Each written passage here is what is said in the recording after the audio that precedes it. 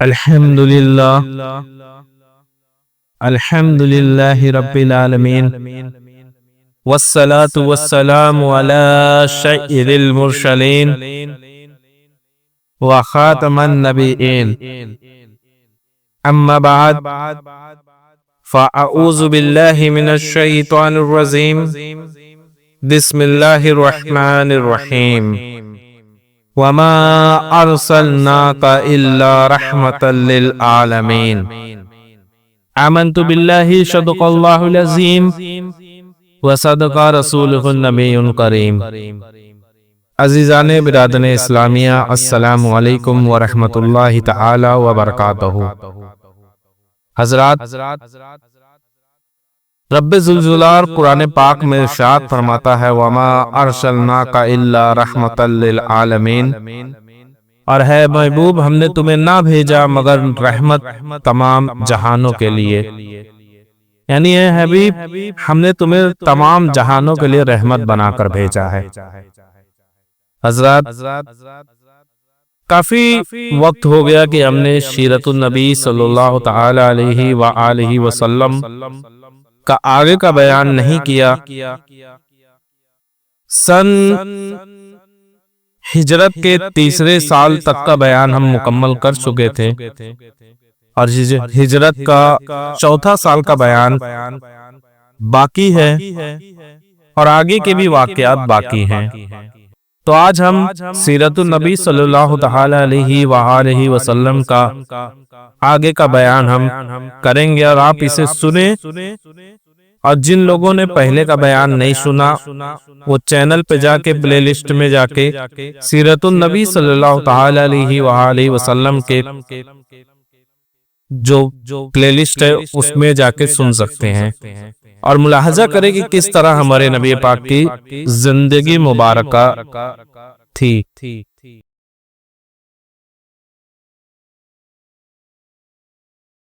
ہجرت کا چوتھا سال بھی کفار کے ساتھ چھوٹی بڑی لڑائیوں میں ہی گزرا۔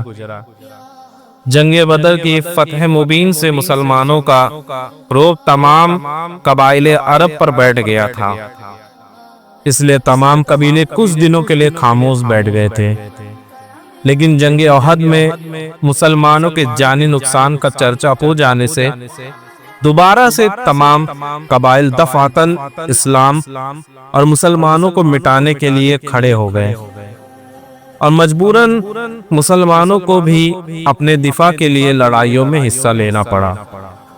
اب یہ بات جان لے کہ کفار خود جنگ کی آغاز کرتے تھے، مسلمانوں کو تو بس دفاع کے لیے لڑائیوں میں حصہ لینا پڑتا تھا۔ اب جو سن 4 ہجری میں جو لڑائیاں ہوئی اس میں سے کچھ مشہور لڑائیاں میں ذکر کر دیتا ہوں، جس میں سب سے پہلا تھا سریہ ابو سلمہ۔ میں سریہ اور جنگ مطلب جو سریہ جنگ ہے اور غزوہ، اس کے بارے میں پہلے بتا چکا ہوں کہ جو غزوہ کس جنگ کو کہا گیا ہے اور سریہ کس جنگ کو کہا گیا ہے۔ یکم محرم سن 4 ہجری کو ناگہاں ایک شخص نے مدینے میں خبر پہنچائی کہ طلحہ بن خویلد اور سلمہ بن خویلد دونوں بھائی کفار کا لشکر جمع کر کے مدینے پر چڑھائی کرنے نکل پڑے ہیں۔ حضور صلی اللہ تعالی علیہ وآلہ وسلم نے ان لشکر کے مقابلے میں حضرت ابو سلمہ رضی اللہ تعالیٰ عنہ کو 150 مجاہدین کے ساتھ روانہ فرمایا، جس میں حضرت ابو صبرہ اور حضرت ابو عبیدہ رضی اللہ تعالیٰ عنہما جیسے معزز مہاجرین اور انصار بھی شامل تھے۔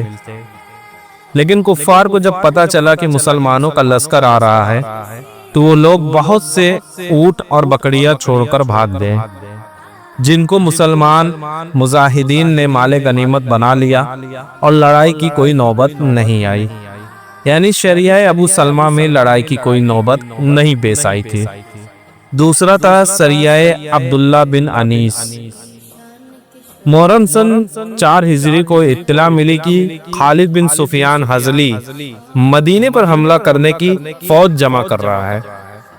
حضور صلی اللہ تعالی علیہ وآلہ وسلم نے اس کے مقابلے کے لیے حضرت عبداللہ بن انیس رضی اللہ تعالیٰ عنہ کو بھیج دیا۔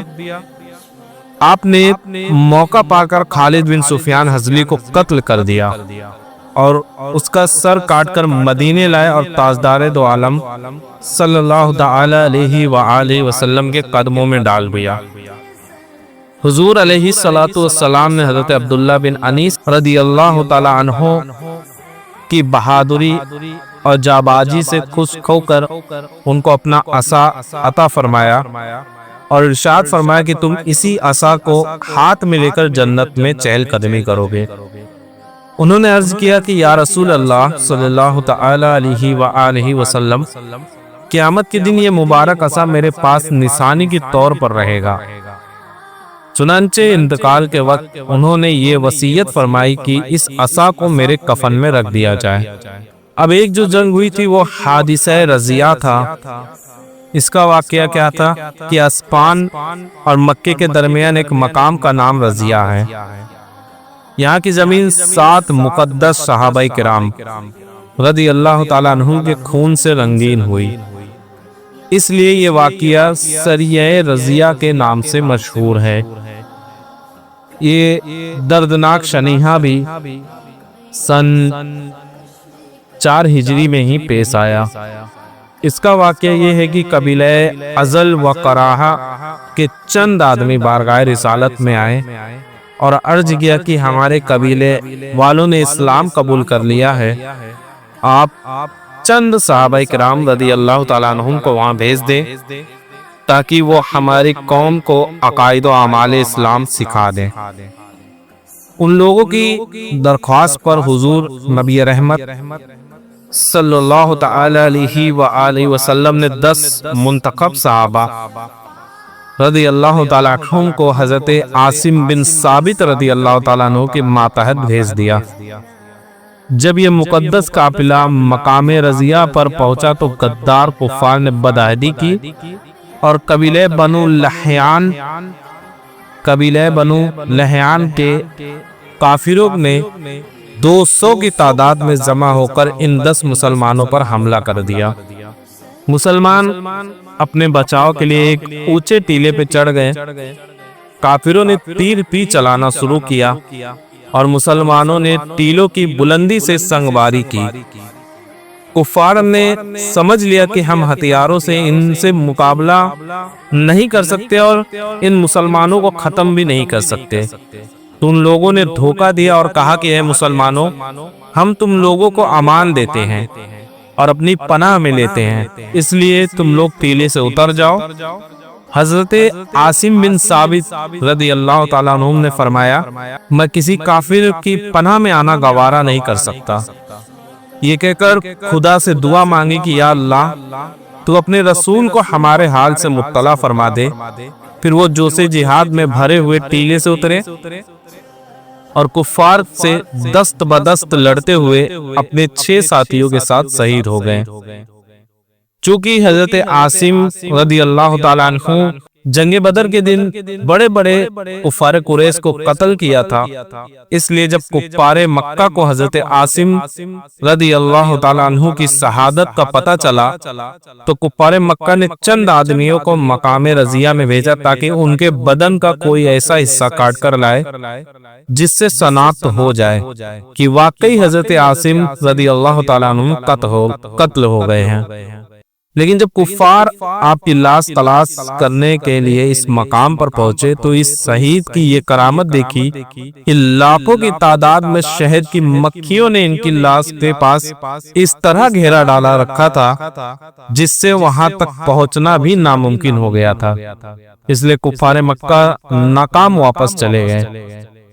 باقی 3 اشخاص حضرت خبیب و حضرت زید بن دسینہ اور حضرت عبداللہ بن طارق رضی اللہ تعالیٰ عنہ کفار کی پناہ پر اعتماد کر کے نیچے اترے تو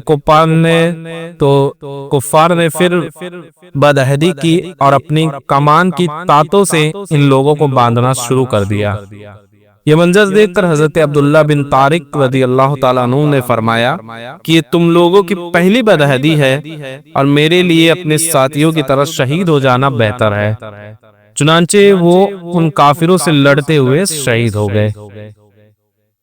لیکن حضرت خبیب اور حضرت زید بن دسینہ رضی اللہ تعالیٰ عنہم کو کافروں نے باندھ دیا تھا، اس لیے یہ دونوں مجبور ہو گئے تھے۔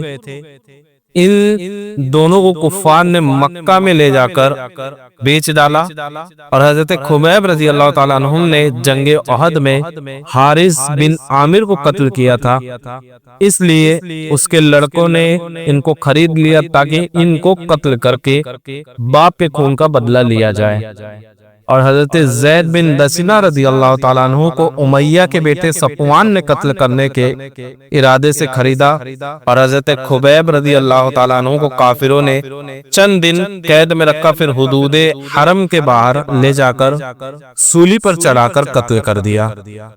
حضرت خبیب رضی اللہ تعالیٰ عنہ نے قاتلوں سے 2 رکعت نماز پڑھنے کی اجازت طلب کی، اور قاتلوں نے اجازت دے دی۔ آپ نے بہت مختصر طور پر 2 رکعت نماز ادا فرمائی اور فرمایا کہ اے گروہ کفار، میرا دل تو یہی چاہتا تھا کہ دیر تک نماز پڑھتا رہوں، کیونکہ یہ میری زندگی کی آخری نماز تھی، مگر مجھ کو یہ خیال آ گیا کہ کہیں تم لوگ یہ نہ سمجھ لو کہ میں موت سے ڈر رہا ہوں، تو کفار نے آپ کو سولی پر چڑھایا۔ اس وقت آپ نے یہ اشعار پڑھے تھے جن کا اردو معنی یہ ہے کہ جب میں مسلمان ہو کر قتل کیا جا رہا ہوں تو مجھے کوئی پرواہ نہیں کہ میں کس پہلو پر قتل کیا جاؤں گا، یہ سب کچھ خدا کے لیے ہے، اگر وہ چاہے گا تو میرے کٹے پٹے جسم کے ٹکڑوں پر برکت نازل فرمائے گا۔ حارث بن عامر کے لڑکے ابو شروع، اس نے آپ کو قتل کیا، مگر خدا کی شان کی یہی ابو شروع اور ان کے دونوں بھائی عقبہ اور عزیر پھر بعد میں مصرف با اسلام ہو کر صحابیت کے طرف و اعجاز سے سرفراز ہو گئے۔ حضور نبی رحمت صلی اللہ تعالی علیہ وآلہ وسلم کو اللہ تعالی نے وحی کے ذریعے حضرت خبیب رضی اللہ تعالیٰ عنہ کی شہادت سے مطلع فرمایا۔ آپ نے صحابہ کرام رضی اللہ تعالیٰ عنہم سے فرمایا کہ جو شخص خبیب کی لاش کو سولی سے اتار کے لائے اس کے لیے جنت ہے۔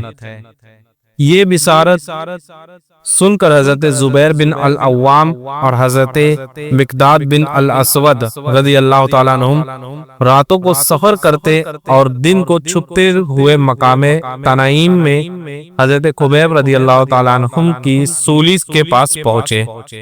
40 کفار سولی کے پہرادار بن کر سو رہے تھے۔ ان دونوں حضرات نے سولی سے لاش کو اتارا اور گھوڑے پر رکھ کر چل دیے۔ 40 دن گزر جانے کے باوجود لاش تر و تازہ تھی اور زخموں سے تازہ خون ٹپک رہا تھا۔ صبح کو قریش کے 70 سوار تیز رفتار گھوڑوں پر تعاقب میں چل پڑے اور ان دونوں حضرات کے پاس پہنچ گئے۔ ان حضرات نے جب دیکھا کہ قریش کے سوار ہم کو گرفتار کر لیں گے تو انہوں نے حضرت خبیب رضی اللہ تعالیٰ عنہ کی لاش مبارک کو گھوڑے سے اتار کر زمین پر رکھ دیا۔ خدا کی شان کی ایک دم زمین پھٹ گئی اور لاش مبارک کو نگل گئی، اور پھر زمین اس طرح برابر ہو گئی کہ پھٹنے کا نشان بھی باقی نہ رہا۔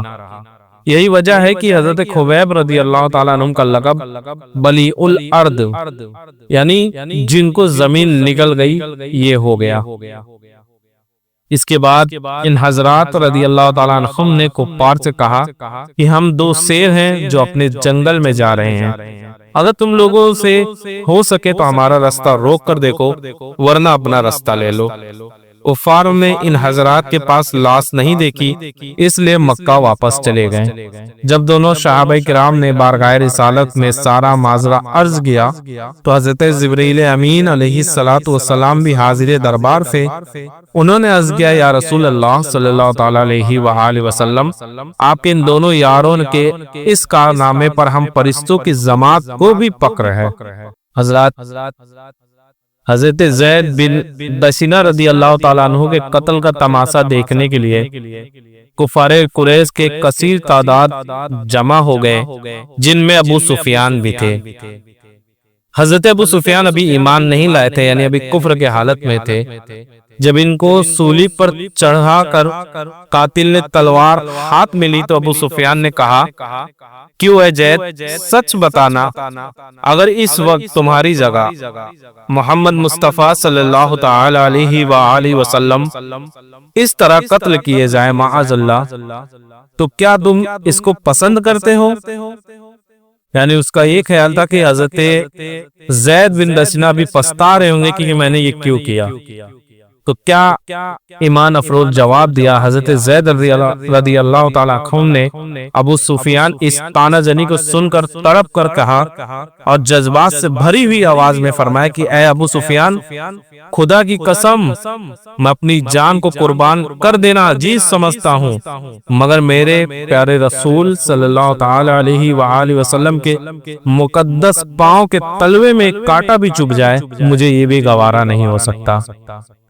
اسی کو شاعر نے کیپو انداز میں کہا کہ مجھے ہو ناز قسمت پر اگر نام محمد پر مجھے ہو ناز قسمت پر اگر نام محمد پر یہ سر کٹ جائے اور تیرا کافے پا اس کو ٹھکرائے یہ سب کچھ گوارا ہے پر یہ مجھ سے نہیں ہو سکتا کہ ان کے پاؤں کے تلوے میں ایک کانٹا بھی چبھ جائے. یہ سن کر ابو سفیان نے کہا کہ میں نے بڑے بڑے محبت کرنے والوں کو دیکھا ہے مگر محمد صلی اللہ تعالی علیہ وآلہ وسلم کے عاشقوں کی مثال نہیں ملتی. صفوان کے غلام نستاس نے تلوار سے ان کی گردن کاٹی اور انہیں شہید کیا لیکن حضرت زید بن دسنہ کے ان الفاظ نے انہیں ہرا دیا کہ میں یہ بھی نہیں پسند کرتا کہ میں اپنے گھر میں لیٹا رہوں اور میرے حضور کے پاؤں میں ایک کانٹا بھی چبھ جائے. حضرت آگے کا بیان انشاءاللہ آگے کی ویڈیو میں لائیں گے. اور ایک سوال ایک بھائی نے جو ہم سے کیا تھا انہوں نے کہا کہ میں اے آئی سے کچھ اسلامک کوشچن پوچھتا ہوں.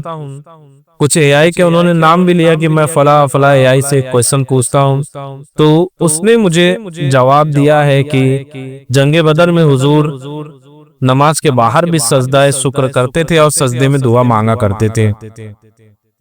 تو بھائی بات یہ ہے کہ اے آئی جو ہے نہ کوئی حدیث ہے اور نہ قرآن ہے اور نہ کوئی کسی امام کا یا کسی بھی محدث کا کوئی قول ہے. اے آئی پہ آپ کو وہی جواب ملے گا جو اس پہ پہلے سے ڈالا گیا ہوگا. ہاں سب جواب غلط نہیں ہوتے کچھ جواب درست بھی ہوتے ہیں. تو جیسا کہ جو یہ جواب ہے کہ سجدے کے باہر بھی تو یہ ایک حساب سے درست ہے. بہتر یہ ہے کہ اے آئی سے سوال کرنے سے اچھا آپ اپنے مسجد کے امام سے بھی سوال کریں یا آپ کے من میں جو سوال ہو اپنے علماء سے اس کا ذکر کریں نہ کہ اے آئی پہ جائیں.